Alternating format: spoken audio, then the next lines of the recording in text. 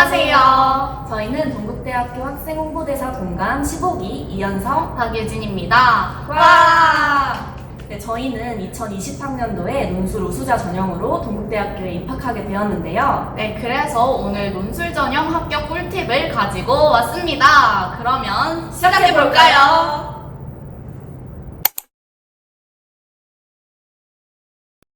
네, 저 같은 경우에는 고3 3월부터 논술 준비를 시작했는데요. 논술 전형으로 학교에 가야겠다라는 생각이 든 이후로 바로 논술 공부를 하기 시작했습니다. 초반에는 자습을 하다가 저는 자습과는 조금 안 맞는 것 같아서 논술 전문학원을 바로 수강하게 되었습니다. 논술 전문학원에서는 첨삭도 해주고 약간 체계적으로 관리를 해줘가지고 저한테 조금 더 잘 맞는 공부 방법이었던 것 같아요. 저는 고등학교 3학년 8월부터 논술을 결심을 해서 이제 공부를 시작했는데요. 그러다 보니까 입시 원서를 이제 한 달 후에 꼭 넣어야 되는데 논술을 결심해서 조금 늦게 준비한 감이 있어요. 그래서 저도 학원을 다녔지만 논술 전형 같은 경우에는 혼자서도 충분히 준비를 할 수 있다고 생각되는데요. 동국대학교 홈페이지에 가시면 이제 논술 가이드북이나 기출문제, 해설 등을 보면서 혼자 충분히 분석을 하고 공부를 할 수 있다고 생각되기 때문이에요. 그리고 무엇보다 이제 저희가 학원에 가라 이렇게 말씀을 드리는 건 아니지만 자신에게 더 맞는 공부법을 찾아서 공부하시는 게 효율적으로 논술 준비를 할 수 있는 방법이라고 생각이 됩니다. 맞아요.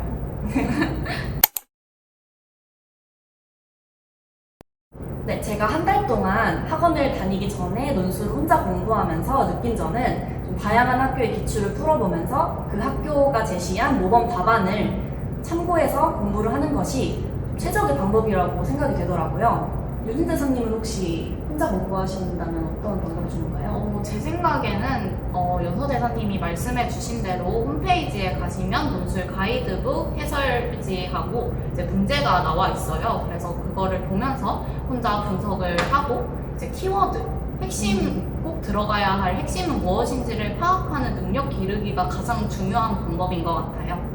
그리고 모의 논술도 있잖아요. 아, 네. 그래서 응시해 보는 것도 되게 좋은 것 같습니다. 네, 기회가 된다면 실제 시험 보러 가는 것처럼 모의 논술을 봐보는 것도 혼자 공부하시는 분들에게는 좋은 기회가 될 것 같다고 생각이 됩니다.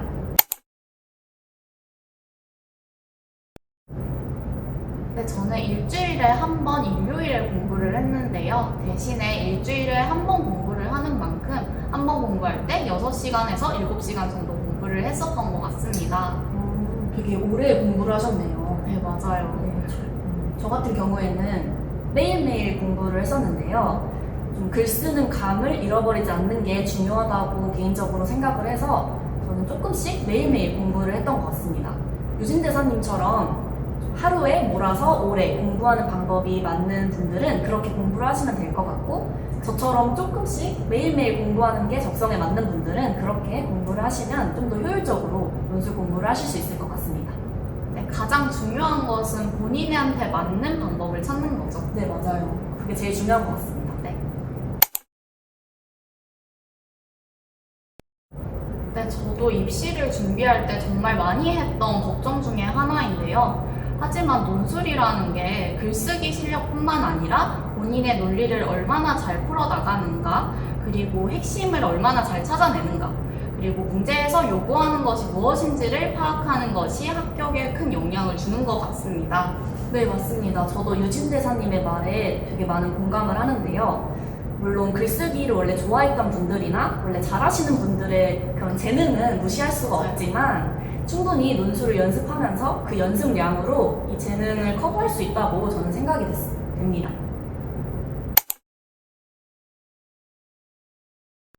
네, 저는 논술 준비할 때 다양한 학교의 기출을 풀어보는 게 좋다고 생각을 했습니다. 원서를 어느 학교로 넣을지 확정되기 전까지는 다양한 학교의 기출을 보면서 좀 유형에 익숙해지는 시간이 필요한 것 같고, 확정된 이후에는 자기가 넣을 학교들의 기출만 풀면서 그 학교들만의 기출에 익숙해지는 시간이 좀 필요한 것 같습니다. 네, 맞아요. 저도 연서대사님의 의견에 동의를 하는데요. 다른 학교의 문제를 풀어보면서 다른 학교의 주제가 본인이 원하는 대학의 주제로도 출제가 될 수 있고, 본인이 어떤 대학의 논술 시험에 강점을 보이는지도 파악할 수 있기 때문에 시간이 넉넉하다면 최대한 많은 대학의 기출 문제를 풀어보는 것을 추천드립니다. 네, 저는 이 질문을 보고 어찌 보면 좀 추상적일 수도 있다라는 생각을 했는데요. 그래서 저는 두 가지 측면에서 설명을 드리겠습니다. 우선 첫 번째로 글 구조의 면에서 말씀드리고 싶은데요. 저는 두 갈식으로 답변을 적는 게 정말 중요하다고 말씀드리고 싶습니다. 당일에 그 평가하시는 분들은 정말 수많은 학생들의 답안지를 보기 때문에 답을 끄트머리에 적는다 하면은 좀 임팩트가 없는 글이 될 수도 있겠다는 생각을 했어요. 그래서 항상 답을 적을 때 맨 앞줄에 적는 것을 연습을 많이 했고요. 또 두 번째로는 전략적인 측면에서 말씀드리고 싶은데요. 이때 시간 분배를 잘해야 한다는 점을 꼭 말씀드리고 싶어요. 시간 분배를 잘해야 답안지를 안 쓰고 내는 일이 없기 때문에 맞아요. 네, 이 점을 꼭 유의해 주시면 감사하겠습니다. 저는 새로운 어휘와 표현들을 익히는 게 가장 좀 중요하다고 생각이 되는데요. 만약에 본인이 새로운 어휘와 표현들을 익혔다면 바로 다음 글을 작성할 때 한번 써보면서 공부를 해보는 것을 추천드립니다. 그렇게 새로운 표현들을 계속해서 써가다 보면 이제 본인만의 독창적인 표현들도 익힐 수 있기 때문에 가장 추천드리고 저도 가장 도움을 많이 받던 방법입니다. 네, 저는 수시 모집 요강을 꼼꼼하게 읽고 가는 것이 정말 중요하다고 생각해요. 저 같은 경우에는 일요일 오후 시험이었는데 토요일 저녁에 동국대학교 응시 시간이 100분이라는 걸 알았어요.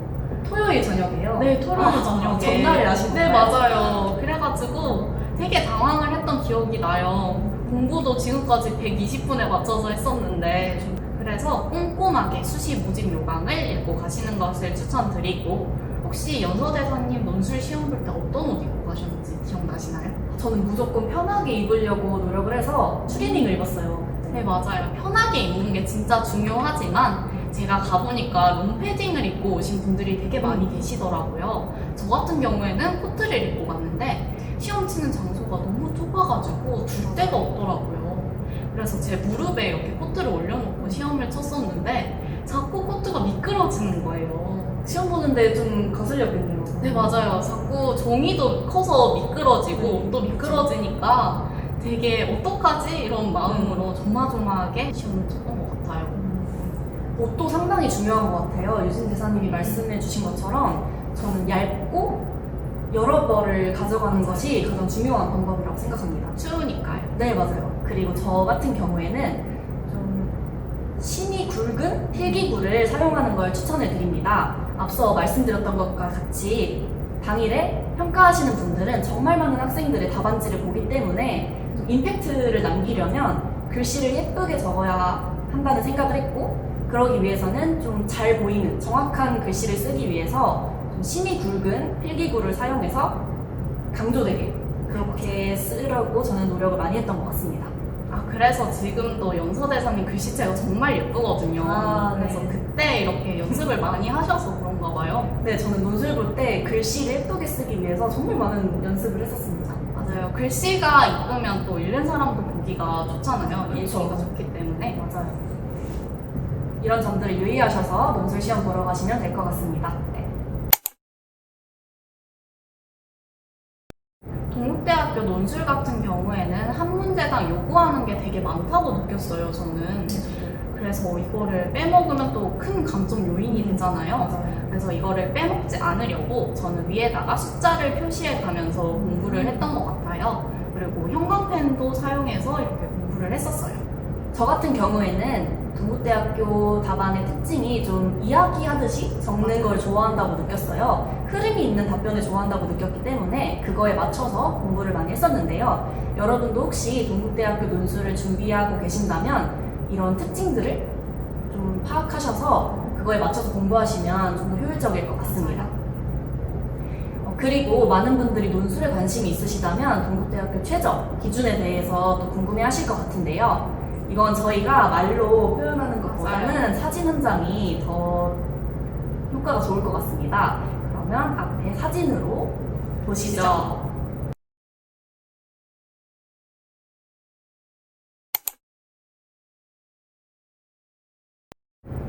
제가 2020학년도에 논술을 준비할 때는 동국대학교가 학생부 비중은 40%, 논술 비중은 60%로 이렇게 반영을 했었는데요. 지금은 조금 완화돼서 학생부 비중이 30%고 논술 비중이 70%라고 합니다.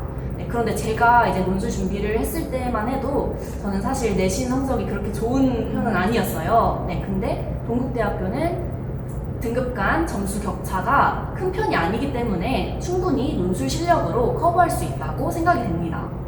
네, 그리고 교과 같은 경우에도 석차 등급 상위 10과목만 반영을 하기 때문에 저 같은 경우에도 갑자기 성적이 확 올랐던 경험을 한 적이 있어요. 그리고 학생부 평가 같은 경우에는 이제 교과를 20%를 보고 출결을 10%를 보기 때문에 출결 같은 경우에도 결석 일수가 3일 이하라면 무조건 만점을 주는 걸로 알고 있어요. 그렇기 때문에 학생부 비중보다는 수능 최저가 더 중요하다는 거. 네, 수능 최저 진짜 맞추려면 노력을 많이 하셔야 되고 중요하기도 합니다. 정말 정말 중요해서 계속 중요하다고 말을 해도 부족하지가 않아요. 네, 맞아요. 네, 저희가 오늘 논술 전형에 대한 여러 가지 질문에 답변을 해드렸는데요. 아직 풀리지 않는 궁금증이 있으시다면 이 밑에 영상 댓글로 남겨주시면 저희가 이후에 Q&A로 찾아올 수 있도록 노력해보겠습니다. 저희가 오늘 미숙한 점이 많았지만 여러분들에게 답변을 드리기 위해서 정말 열심히 노력했으니까요. 예쁘게 봐주시면 감사하겠습니다. 구체적인 2022학년도 모집 요강은 동국대학교 홈페이지에서 동국대학교 입시 요강 가이드북을 참고해주세요.